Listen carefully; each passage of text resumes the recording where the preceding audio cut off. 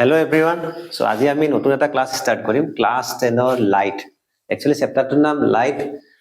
ৰে অপটিক্স হয় ৰিফ্লেকশন এণ্ড ৰিফ্ৰেকশন তো আমি ফাৰ্স্ট বুজি পাওঁ যে লাইট কি হয় তো আমাৰ মতে যদি আমি এটা কোৱেশ্চন কৰো নিজকে হোৱাট ইজ লাইট পোহৰ মানে কি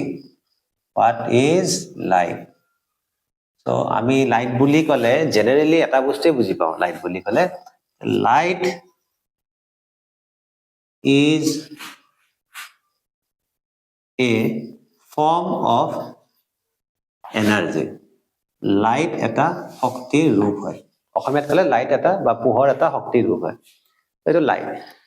গতিকে এতিয়া বৰ বিশেষ আমি লাইটৰ বিষয়ে আৰু জানিবলগীয়া কথা আছে লাইটৰ ওপৰতে কথা নাপাতো লাইটৰ কিছুমান ঘটনা আছে যাক আমি ফিনোমেনা বুলি কওঁ তো লাইটত দুটা আমি ফিনোমেনান কথা পাতিব লাগিব ফিনোমেনান এটা কৈ আছো মই এটা হ'ল আমাৰ ৰিফ্লেকশন ক্লাস 10 ৰ কাৰণে দুটাই কথা পাতিব লাগিব বাকি কেইটা মই শিকাই দি আছো এটা reflection and second one is reflection অসমীয়াত ক'ব গ'লে প্ৰতিফলন আৰু প্ৰতিসৰণ চাই লোৱা তথাপিও তোমালোকে জানাৰ কাৰণে কৈ দিছো যে লাইটত অকল এই দুটাই ফিনোমেনান হয় তেনেকুৱা নহয় তোমালোকে হায়াৰ ক্লাছত গম পাবা ক্লাস 12 ত গলে যে লাইটৰ আৰু ফিনোমেনান আছে যেনেকুৱা ধৰিব পাৰা ডিফ্ৰেকশন আছে অসমীয়াত অপৱৰ্তন বুলি কয় আৰু আছে তোমালোকৰ ইন্টাৰফাৰেন্স আছে পোলাৰাইজেশন আছে তেনেকৈ বহুত আছে ফিনোমেনা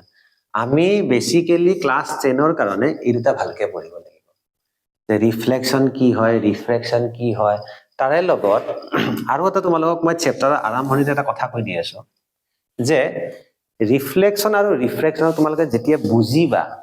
কেনেকে বুজিবা চেপ্টাৰটো তাৰ কাৰণে আমি এটা বস্তু সহায় ল'ব লাগিব সেই পাৰ্টটোৰ নাম হ'ল যাক আমি কম ৰে অপটিক্স বুলি শুনা এটা কথা মই কৈ দিছো অপটিক্স মানে হ'ল সায়েন্সৰ এটা এনেকুৱা পাৰ্ট যোনটো পাৰ্টত আমি লাইটৰ ষ্টাডি কৰো আৰু ৰে মানে হ'ল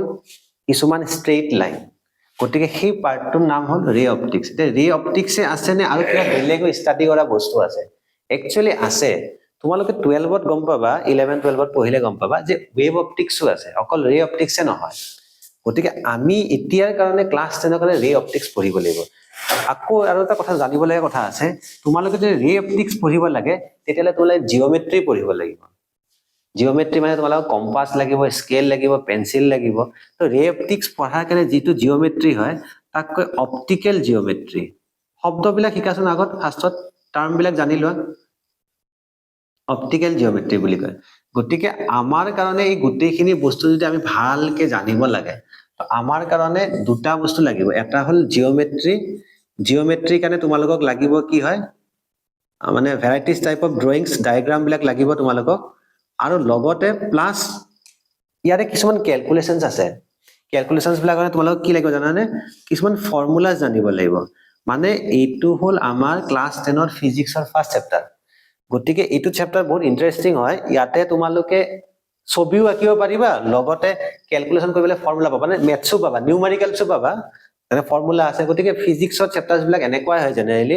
কিছুমান চেপ্টাৰত ডায়াগ্ৰাম থাকিব আৰু লগতে নিউমেৰিকেলস থাকে নিউমেৰিকেলস বিলাক সলভ কৰিবলৈ ফৰ্মুলা জানিব লাগিব খুব টান নিউমেৰিকেলস নাই বাৰু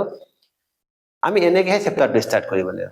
তো আশা কৰো বুজি পাইছা তোমালে লেকচাৰটো আমি নেক্সট ক্লাছৰ পৰা ৰিফ্লেকশন কি হয় ৰিফ্ৰেকশন কি হয় এখিনি ভালকে ষ্টাডি কৰিম Okay, thank you.